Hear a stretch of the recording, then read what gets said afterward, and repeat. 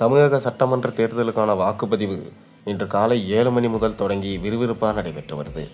மாநிலம் முழுவதும் உள்ள 234 தொகுதிகளிலும் மக்கள் நீண்ட வரிசையில் நின்று தங்களது ஜனநாயக கடமையை ஆற்றி வருகின்றாங்க. நடிகர் ரஜினிகாந்த் இன்று 1000 விளக்கு தொகுதியில் வாக்களித்தார். அரசியல் தலைவர்கள், திரை நட்சத்திரங்கள் மற்றும் பொதுமக்கள் என அனைத்து தரப்பினரும் ஆர்வத்தோட வாக்குச்சாவடிக்கு வருகை தந்து தற்போது வாக்களிச்சுட்டு இருக்காங்க. ரஜினிகாந்த் சென்னை 1000 விளக்கில் அமைக்கப்பட்டிருந்த வாக்குச்சாவடியில் இன்று காலை தனது வாக்கினை பதிவு செய்தார். அவர் வருவதற்கு முன்னதாக அங்கு பலத்த பாதுகாப்பு ஏற்பாடுகள் செய்யப்பட்டிருந்தன. வாக்களித்த பிறகு செய்தியாளர்களிடம் பேசிய ரஜினிகாந்த் ஜனநாயகத்தில் வாக்களிப்பதின் முக்கியத்துவத்தை வலியுறுத்தினார். அவர் பேசுகையில், வாக்குரிமை என்பது ஒவ்வொரு குடிமகனின் மிக முக்கியமான உரிமை மற்றும் கடமை. வாக்குரிமை இருக்கும் எல்லோரும் கண்டிப்பாக வந்து வாக்களிக்க வேண்டும் என்று உருக்கமாக குறிப்பிட்டார். பொதுவாக வாக்களிக்க செல்லும் முன் பிரபலங்கள் பேட்டி தர மாட்டார்கள். ஆனால் இன்று ரஜினி காரை நிறுத்தி பேட்டி கொடுத்துவிட்டு சென்றார். காலையிலேயே அவர் வந்து வாக்களித்தது அங்கிருந்த வாக்காளர்களிடையே உற்சாகத்தை ஏற்படுத்தியது.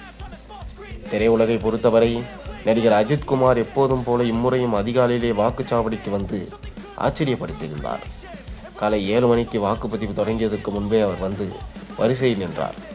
கோடை வெப்பத்தை ஈடுகட்டும் வகையில் மிகவும் ஸ்டைலாக வெள்ளை நேர கோட் ஷூட் அணிந்து வந்த அஜித் பொதுமக்களோடு ஒருவராக வரிசையில் நின்று தனது வாக்கினை செலுத்தினார். அவரை பார்த்த ரசிகர்கள் உற்சாகமடைந்த நிலையில் எவ்வித ஆரவாரமும் இன்றி அமைதியாக தனது கடமையை முடித்துவிட்டு சென்றார். அரசியல் களத்தில் மிக முக்கியமான தலைவர்களில் ஒருவராக எதிர்க்கட்சித் தலைவர் எடப்பாடி பழனிசாமி தனது சொந்த தொகுதியான எடப்பாடியில் இன்று காலை வாக்களித்தார். அவர் தனது மனைவி ராதா மற்றும் மகன் மிதுன் பழனிசாமி ஆகியோருடன் சிலுவம்பாளையத்தில் உள்ள வாக்குச்சாவடிக்கு நடந்து சென்று வாக்களித்தார்.